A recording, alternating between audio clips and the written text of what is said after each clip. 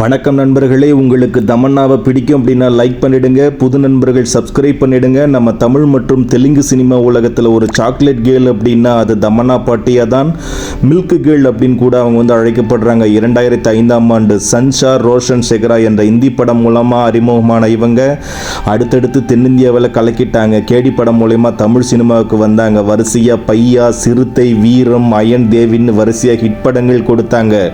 அழகு, நடிப்பு, அட்டகாசனமாக நடனம்னு எல்லாமே இவங்க கிட்ட இருக்கு. எந்த ஒரு கதாபாத்திரமா இருந்தாலும் அதுல கச்சிதமா பொருந்திடுவாங்க.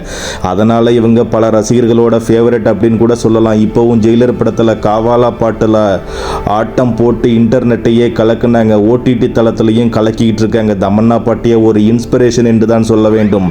இவங்களோட எந்த படம் உங்களுக்கு ரொம்ப பிடிக்கும்னு கமெண்ட்ல சொல்லுங்க. உங்களுக்கு இந்த வீடியோ பதிவு பிடிச்சிருக்கும் அப்படின்னு சொல்லிட்டு நம்புறேன். மறக்காம லைக் பண்ணுங்க, ஷேர் பண்ணுங்க, சப்ஸ்கிரைப் பண்ணுங்க நண்பர்களே. வணக்கம்.